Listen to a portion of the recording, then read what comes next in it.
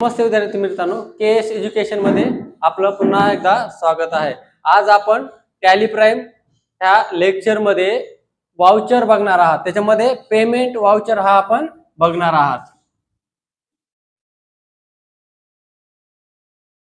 याची शॉर्टकट की आहे F5।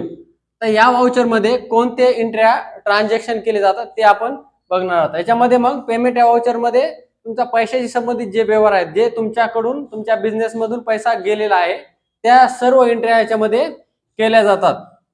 किंवा एखादी तुम्ही चेकद्वारे जरी पेमेंट केला असेल त्याची सुद्धा एंट्री पेमेंट या वाउचर मध्ये केली जाते। उदाहरणार्थ आपण उदाहरणासाठी बघू, paid salary to mister Sanjay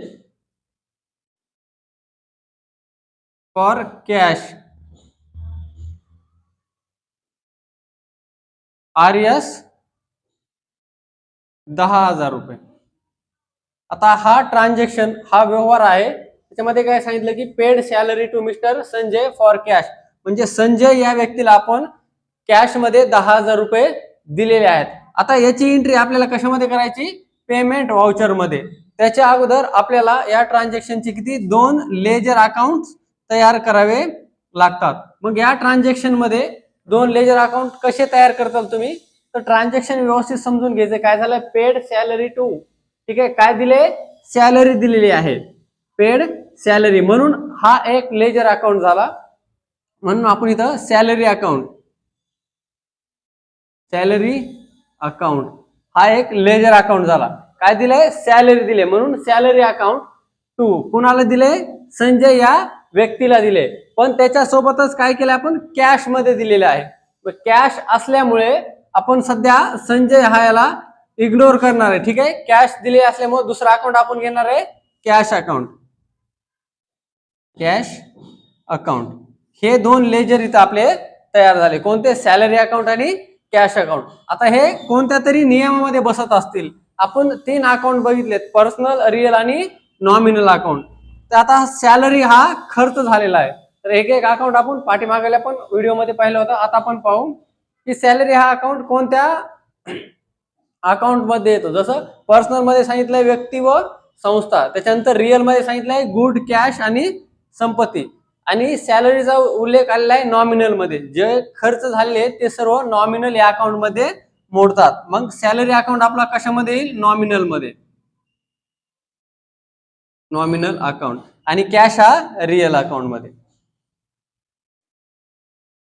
मग परत आपल्याला आता याचे काय बघायचं की सॅलरी अकाउंट हे नॉमिनल मध्ये आल्यामुळे नॉमिनलचे 2 रूल्स आहेत। डेबिट ऑल एक्सपेन्सेस, काय सांगते? डेबिट ऑल एक्सपेन्सेस, सर्व खर्च तुमच्या डेबिटला करायचे, आणि credit all income and gains. तर आपला सॅलरी हा काय झाला? आपला खर्च झालेला आहे। सॅलरी अकाउंट आपण DR ला त्याची रक्कम लिहिणार आहेत, किती? 10,000 रुपये। हे खर्च झाल्यामुळे त्याच्या DR मध्ये लिहायची। आणि कॅश काय सांगते? जर कॅश कशामध्ये येतो? रिअल मध्ये। रिअलचे 2 नियम आहेत।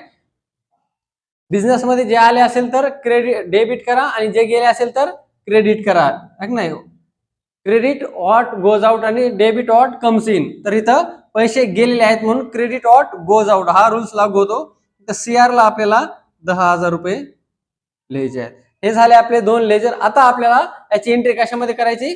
पेमेंट वाउचर मध्ये। मग त्या पद्धतीने तुम्ही त्याच्यामध्ये त्याची एंट्री करू शकता। आता एंट्री करत असताना तुम्हाला लेजर क्रिएट केलेले तो सॉफ्टवेअर मध्ये तुम्हाला टॅली मध्ये घ्यावे लागतील। त्यावेळेस त्याचे अंडर ग्रुप पण तुम्हाला घ्यायचे आहेत, ठीक आहे। मग अंडर ग्रुप काय येतील? याचे सॅलरी तुम्ही दिलेली आहे, ठीक आहे, खर्च झालेला आहे, इनडायरेक्ट एक्सपेन्सेस। याचा अंडर ग्रुप काय घ्यायचा? इनडायरेक्ट एक्सपेन्सेस, आणि कॅश अकाउंट हे लेजर तयार करायची गरज नाही, ऑलरेडी तुम्हाला त्याच्यामध्ये तयार केलेले भेटेल। याचा अंडर ग्रुप काय येतो? Cash in hand. अशा पद्धतीने अशा प्रकारचे सर्व व्यवहार आहेत ते पेमेंट या वाउचर मध्ये